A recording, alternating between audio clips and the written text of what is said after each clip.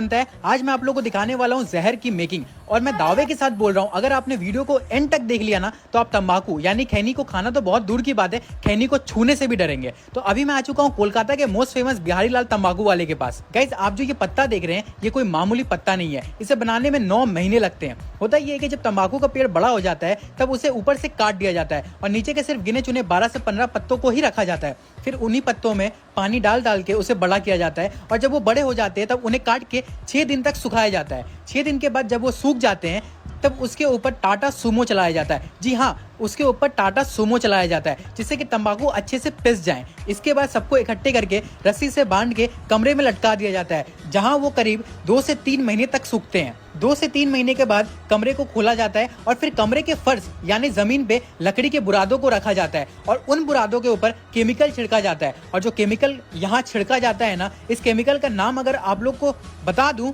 तो आपके पैरों तले जमीन खिसक जाएगी। यहाँ एमोनिया का यूज किया जाता है। ये वही केमिकल है जो घर के साफ सफाई करने वाले चीजों में डलते हैं। अब आप खुद समझ लीजिए कि ये कितना ज्यादा हानिकारक है। अगर आसान भाषा में बोलूं तो आप समझ लीजिए कि अगर आप खैनी खा रहे हैं तो इसका मतलब ये है कि आप घर के साफ सफाई करने वाले एसिड को खा रहे हैं। लकड़ी के बुरादों में अमोनिया को मिक्स करके उनमें आग लगा दिया जाता है और कमरे को फिर से बंद कर दिया जाता है। इससे होता ये है कि बुरादे के आग से जो केमिकल मिला हुआ धुआं निकलता है वो तंबाकू के पत्तों में मिल जाता है। उससे इन पत्तों में फ्लेवर और निकोटिन का मात्रा बढ़ जाता है। फिर 2 महीने के बाद कमरे को खोला जाता है और फिर उन पत्तों को पानी में डुबाया जाता है जिससे कि उसके अंदर से झाग निकल जाए और फिर तंबाकू के पत्तों को पानी से निकाल के फिर से रोज एक साइड से सुखाया जाता है। यानी पत्तों को रोज एक दिन बाद करके उलट पुलट किया जाता है जिससे कि पत्ते अच्छे से सूख जाएं। जब पत्ते सूख जाते हैं तब इन्हें इकट्ठे करके एक जगह पे रख दिया जाता है जहां से सारे दुकानदार खरीद के लेके जाते हैं। अब बारी आती है इसकी मेकिंग की। तो गाइस, जैसे कि आप देख सकते हैं, सबसे पहले यहाँ तंबाकू के पत्तों को वजन किया जाता है।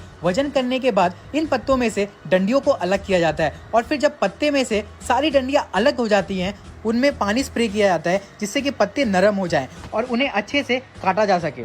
फिर इन्हीं पत्तों का एक गुच्छा बना के उन्हें मशीन में डाला जाता है और फिर उन्हें काटा जाता है। अब आप ये सोच रहे होंगे कि इन्हें तो चाकू से भी काटा जा सकता है, लेकिन मशीन से ही क्यों काटा जा रहा है? गाइस, मैं आप लोगों को बता दूं, इसे काटने का एक तरीका होता है और अगर इन्हें काटने में जरा से भी ऊंच नीच हो गई तो खैनी का टेस्ट खराब हो जाएगा।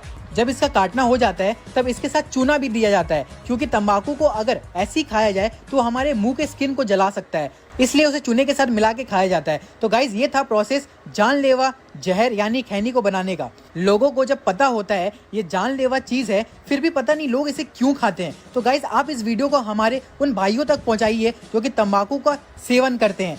खुद भी बचिए और दूसरों को भी बचाइए। मिलते हैं अगले वीडियो में, तब तक के लिए जय हिंद, जय भारत।